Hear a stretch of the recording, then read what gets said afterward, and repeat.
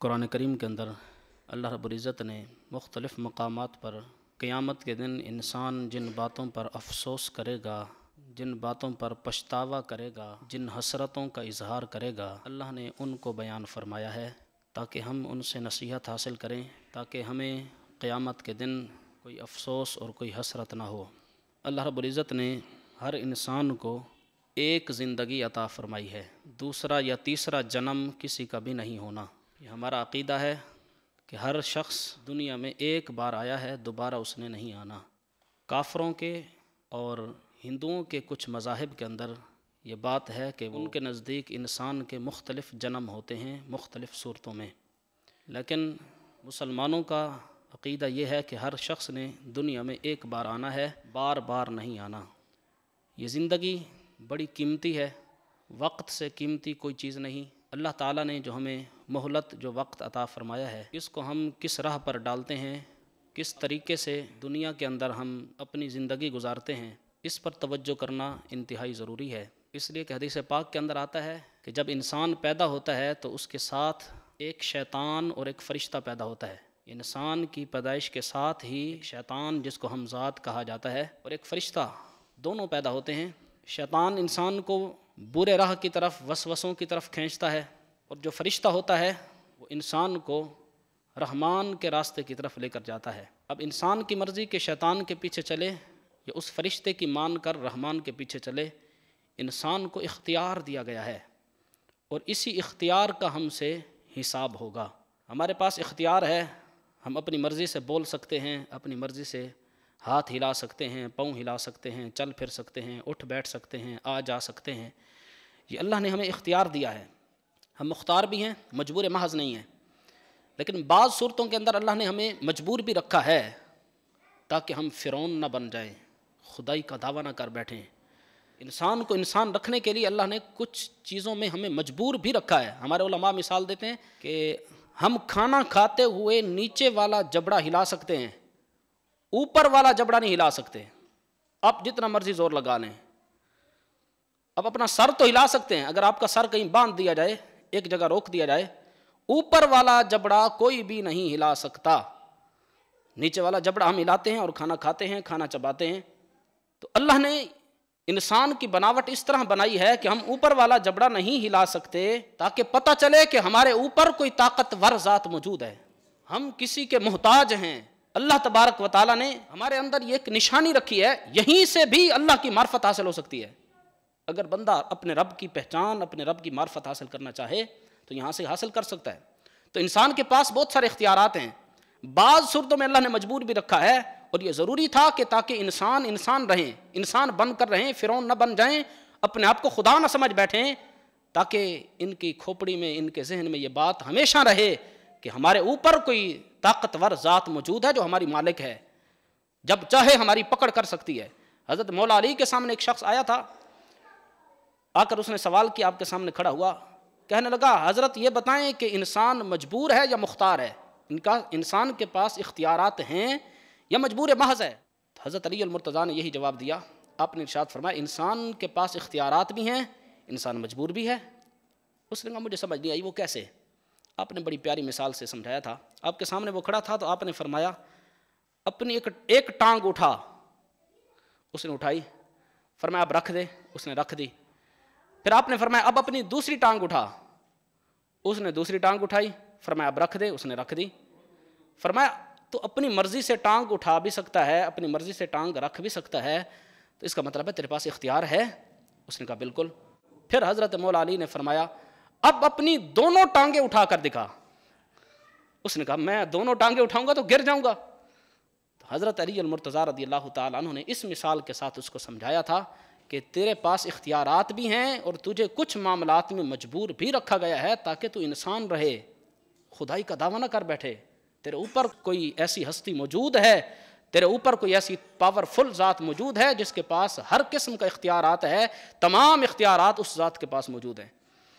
تو ہمارے پاس اختیارات ہیں، اللہ نے ہمیں زندگی جینے کا جو حق عطا فرمایا ہے، اب ہم نے اس زندگی کو کس راہ پر ڈالنا ہے، اپنے آپ کو کس طرح سے سنبھالنا ہے، اب یہ ہمارے اختیار میں ہے، اور اس اختیار کا ہم سے قیامت کے دن سوال کیا جائے گا، پوچھا جائے گا کہ اللہ تبارک و تعالیٰ ارشاد فرمائے گا کہ میں نے تمہیں جو اختیار دیا تھا تم نے اس کو کس طرح استعمال کیا. یعنی ہمارے پاس ہر قسم کے مواقع موجود ہیں. اگر ہم فرعون بننا چاہیں تو بن سکتے ہیں, فرعون بننا چاہیں وہ بھی بن سکتے ہیں.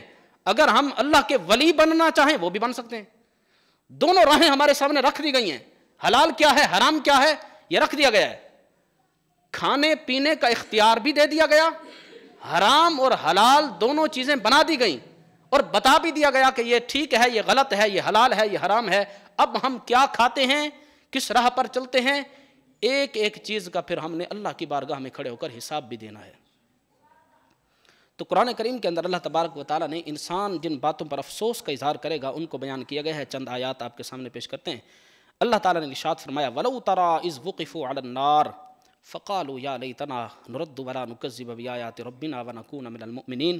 فرمایا کہ اگر تو دیکھے اِذْ وُقِفُوا عَلَى النَّارِ, جب مجرم جہنم پر کھڑے ہوں گے, یعنی مجرموں کو اب جہنم میں پھینکا جانا ہے اور جہنم کے سامنے لا کر ان کو جب کھڑا کیا جائے گا تو اس وقت کہیں گے فقالو یا لیتنا, وہ کہیں گے ہائے ہمارے لیے افسوس, نردو, کاش کہ ہمیں دنیا میں دوبارہ لوٹا دیا جائے, دوبارہ زندگی دے دی جائے, ولا نکذب بآیات ربنا, کہیں گے کہ اگر ہمیں اب دوبارہ زندگی دے دی جائے, دنیا میں بھیج دیا جائے, لا نکذب بآیات ربنا, ہم اپنے رب کی کسی ایک آیت کا بھی انکار نہیں کریں گے.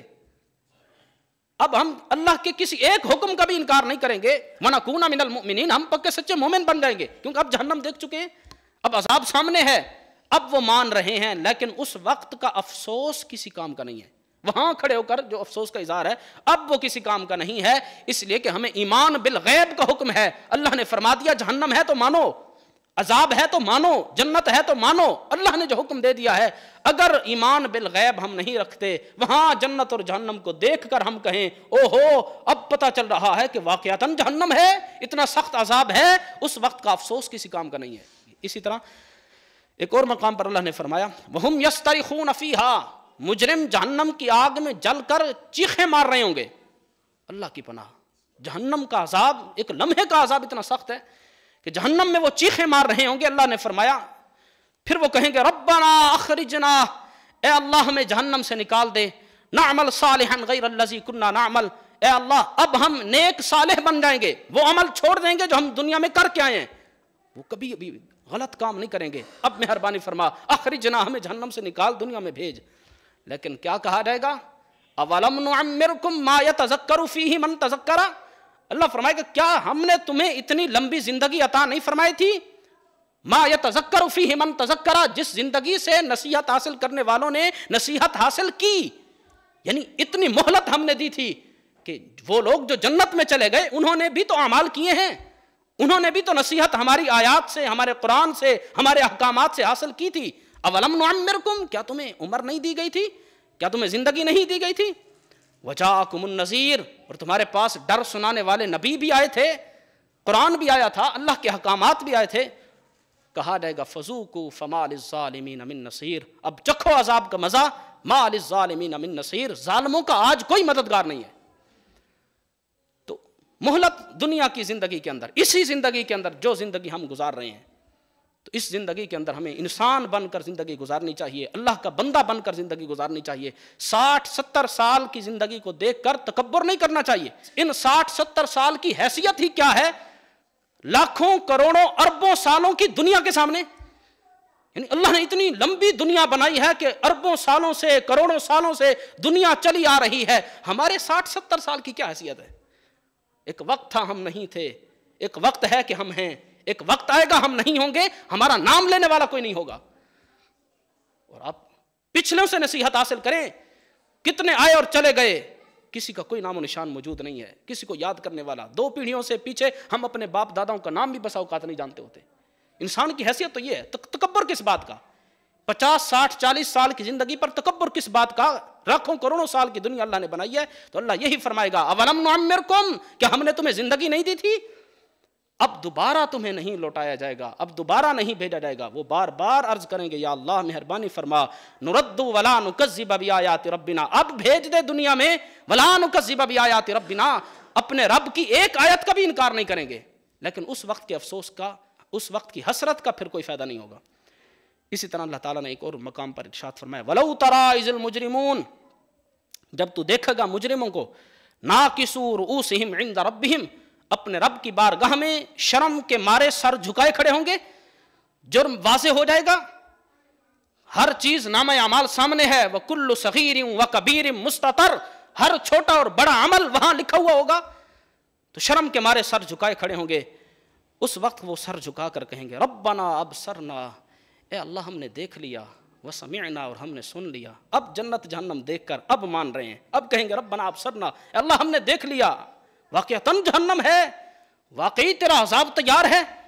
پھر کہیں گے فرجعنا نعمل صالحا انا موقنون، پھر دوبارہ اظہار کریں گے یا اللہ فرجعنا، ہمیں واپس لوٹا، انا موقنون، اب ہمیں یقین ہو گیا ہے، اب ہم کوئی غلط عمل نہیں کریں گے۔ لیکن اس وقت کا افسوس کسی کام کا نہ ہوگا۔ اسی طرح ایک اور مقام پر اللہ نے فرمایا وَأَمَّا مَنْ أُوتِيَ كِتَابَهُ بِشِمَالِهِ، بہرحال وہ لوگ جن کا نامہ اعمال ان کے الٹے ہاتھ میں، بائیں ہاتھ میں دیا جائے گا۔ قیامت کے دن جہنمی ہونے کی نشانی یہ ہوگی کہ جو نامہ اعمال برا شخص ہوگا، جو مجرم ہوگا، جو جہنمی ہوگا، اس کے الٹے بائیں ہاتھ میں دیا جائے گا۔ اور قرآن کریم کے اندر بعض مقامات پر یہ بھی آیا کہ ان کی بائیں ہاتھ میں پیٹھ کے وراء ظہری، پیٹھ کے پیچھے سے دیا جائے گا، یعنی جو انعام ہوتا ہے وہ آگے سے دیا جاتا ہے، جو قصور ہوتا ہے وہ پیچھے سے دیا جاتا ہے، تو پیچھے سے دیا جائے گا ان کا نام اعمال۔ جب بائیں ہاتھ میں دیا جائے گا تو وہ کیا کہیں گے فیقول یا لیتنی لم اوت کتابیہ، وہ کہیں گے کاش کہ ہمیں یہ نام اعمال دیا ہی نہ جاتا، ولم ادری ما حسابیہ، کاش کہ ہمیں پتہ ہی نہ چلتا کہ ہمارا حساب و کتاب کیا ہے۔ اس لیے کہ رزلٹ آنے سے پہلے کچھ امید ہوتی ہے بچنے کی، جب وہ رزلٹ آ جائے گا، الٹے ہاتھ میں نامہ اعمال دے دیا جائے گا، تو اس وقت وہ اس چیز کا اظہار کریں گے، کہیں گے ولم ادری ما حسابیہ، کاش کہ ہمیں پتہ ہی نہ چلتا کہ ہمارا حساب و کتاب کیا ہوا ہے، رزلٹ کیا ہے، نتیجہ کیا نکلا ہے۔ یا لیتہا کانت القاضیہ، اس وقت وہ پھر کہیں گے کاش کہ ہماری موت ہمارا کام تمام کر دیتی، مرنے کے بعد ہم اٹھتے ہی نہ، کاش کہ ہم مٹی کے ساتھ مٹی ہو جاتے۔ ما اغنی عنی مالیہ، اللہ اکبر، اس وقت پھر مجرم کہیں گے ما اغنی عنی مالیہ، ہمارے مال نے ہمیں کوئی فائدہ نہیں دیا۔ بڑے بڑے فرعون، بڑے بڑے مال کی وجہ سے تکبر کر کے خدائی کے دعوے کرنے والے مجرموں کی صف میں جب کھڑے ہوں گے تو کہیں گے ما اغنی عنی مالیہ، ہمارے مال نے آج ہمیں کوئی فائدہ نہیں دیا۔ اور آگے کہیں گے ہلاک عنی سلطانیہ، ہماری جو بڑے بڑے عہدے تھے دنیا کے اندر، ہم بڑے سردار بنتے تھے، ہلاک عنی سلطانیہ، ہماری سلطنتیں آج ہلاک ہو گئیں، آج تو اللہ کے علاوہ کوئی بادشاہ نہیں ہے، اللہ کے علاوہ کوئی سلطان نہیں ہے۔ اس دن وہ اس افسوس کا اظہار کریں گے کاش کہ ہمارا مال ہمیں فائدہ دیتا، ہماری سلطنتیں، ہمارے عہدے ہمیں فائدہ دیتے۔ لیکن قرآن کہتا ہے جب بائیں ہاتھ کے اندر ان کا نام اعمال دیا جائے گا تو وہ یہی کہیں گے ولم ادری ما حسابیہ، کاش کہ ہمیں پتہ ہی نہ چلتا کہ ہمارا حساب کیا ہے، یا لیتہا کانت القاضیہ، کاش کہ ہماری موت ہمارا کام تمام کر دیتی، مرنے کے بعد ہم مٹی ہو جاتے، اٹھتے ہی نہ۔ اللہ کی پناہ۔ اسی طرح ایک اور مقام پر اللہ نے فرمایا وجیء یومئذ بجہنم، جب میدان محشر میں جہنم کو لایا جائے گا، حدیث پاک کے اندر آتا ہے جب جہنم کو لایا جائے گا 70,000 لگامیں ڈال کر، ہر لگام کے ساتھ 70,000 حلقے ہوں گے، ہر حلقے کو 70,000 فرشتوں نے پکڑا ہوا ہے۔ جہنم اتنے غصے کے اندر ہے اور جہنم چاہے گی کہ وہ لوگ جو اللہ کی نافرمانیاں کرتے تھے آج میں مجرموں کو اپنی لپیٹ میں لے لوں، اور جہنم آگے دوڑے گی۔ اللہ کے طاقتور فرشتے لگامیں ڈال کر جہنم کو پیچھے کھینچ رہے ہوں گے۔ جب اس خوفناک منظر کے اندر مجرم لوگ جہنم کو دیکھیں گے تو قرآن کہتا ہے وجیء یومئذ بجہنم یومئذ یتذکر الانسان، جب جہنم کو لایا جائے گا اس دن، اس وقت جہنم کو دیکھ کر انسان اب نصیحت حاصل کرے گا، اب ڈرے گا، اب ڈرنے کا کوئی فائدہ نہیں ہے۔ اور کہا جائے گا انا لہ الذکریٰ، اب ڈرنے کا کیا فائدہ، ڈرنا تو دنیا میں تھا، اب تو عذاب تیار ہے۔ تو یقول یا لیتنی قدمت لحیاتی، پھر انسان جہنم کو دیکھ کر گئے یا لیتنی قدمت لحیاتی، کاش کہ میں اپنی حیات، اپنی زندگی کے لیے آگے کوئی عمل بھیجتا، وہ دنیا کی مختصر حقیر سی زندگی کی خاطر میں نے آخرت کی لمبی زندگی کو برباد کر لیا۔ اس وقت وہ پھر افسوس کا اظہار کرے گا اور کہے گا یا لیتنی قدمت لحیاتی۔ اسی طرح قرآن کریم کے اندر ایک اور مقام پر اللہ تبارک و تعالیٰ نے انسان کے افسوس کو بیان کرتے ہوئے فرمایا یوم یعض الظالم علی یدیہ، قیامت کے دن ظالم اپنی انگلیاں کاٹے گا افسوس اور دکھ کی وجہ سے، اپنے منہ میں ڈال کر، یعض الظالم علی یدیہ یقول یا لیتنی اتخذت مع الرسول سبیلا، اور کہے گا کاش کہ میں اللہ کے رسول کے راستے پر چلتا، کاش کہ اللہ نے جو رسول نبی بھیجے تھے ان کی راہ کو اختیار کر لیتا. اور دوسری حسرت کا اظہار کرے گا یا ویلتا لیتنی لم اتخذ فلانا خلیلا، کہے گا کہ کاش کہ میں فلاں کو اپنا دوست نہ بناتا، اس کے برے اعمال برے کردار کی وجہ سے میں خود برا ہو گیا. یہ بری صحبت کا اثر ہے. ہمیشہ اچھی صحبت مانگنی چاہیے اللہ سے. انبیاء سے بڑھ کر کون نیک ہو سکتا ہے؟ قرآن کریم کے اندر کئی مقامات پر آیا ہے کہ اللہ کے نبی نیک لوگوں کی صحبت مانگتے رہے ہیں. حضرت جناب یوسف علیہ السلام کی دعا قرآن کریم کے اندر موجود ہے. وہ کہتے تھے توفنی مسلما والحقنی بالصالحین. یوسف نبی اللہ کا نبی ہو کر اللہ سے مانگ رہے ہیں والحقنی بالصالحین، یا اللہ مجھے نیک لوگوں کے ساتھ ملا دے. اس کا مطلب ہے نیک لوگوں کی صحبت کوئی فائدہ دیتی ہے.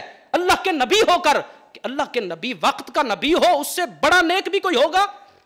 لیکن وہ بھی مانگ رہے ہیں توفنی مسلما والحقنی بالصالحین. حضرت سلیمان علیہ السلام دعا مانگتے تھے وادخلنی برحمتک فی عبادک الصالحین. سلیمان نبی علیہ السلام وقت کے نبی ہو کر نیک لوگوں کی صحبت مانگ رہے ہیں. نیک لوگوں کی کاش کے نیک لوگوں کے ساتھ اٹھنا بیٹھنا ہو جائے. نیک لوگوں کی صحبت انسان کو ٹھیک رکھتی ہے. تو قیامت کے دن انسان اسی چیز کا افسوس کرے گا اور کہے گا یا ویلتا لیتنی لم اتخذ فلانا خلیلا، کاش کہ ہے افسوس میں فلاں شخص کو اپنا دوست نہ بناتا، اس کے برے اعمال برے کردار بری سنگت کی وجہ سے میں خود برا ہو گیا. تو بری دوستیاں جو ہیں وہ بھی قیامت کے دن افسوس کا باعث بنے گی، حسرت کا باعث بنے گی. تو ہمیں یہی حکم دیا گیا ہے کونوا مع الصادقین، سچے لوگوں کے ساتھ ہو جاؤ، نیک لوگوں کے ساتھ اٹھنا بیٹھنا اختیار کر لو. ان کے ساتھ جب نیکوں کے ساتھ بیٹھو گے تو تم خود نیک ہو جاؤ گے. تو قرآن کریم کی روشنی میں قیامت کے دن کی جو افسوس ہیں اور قیامت کے دن کے جو پچھتاوے ہیں چند آپ کے سامنے میں نے بیان کیے ہیں. اللہ تعالی ہم سب کو عمل کرنے کی توفیق عطا فرمائے.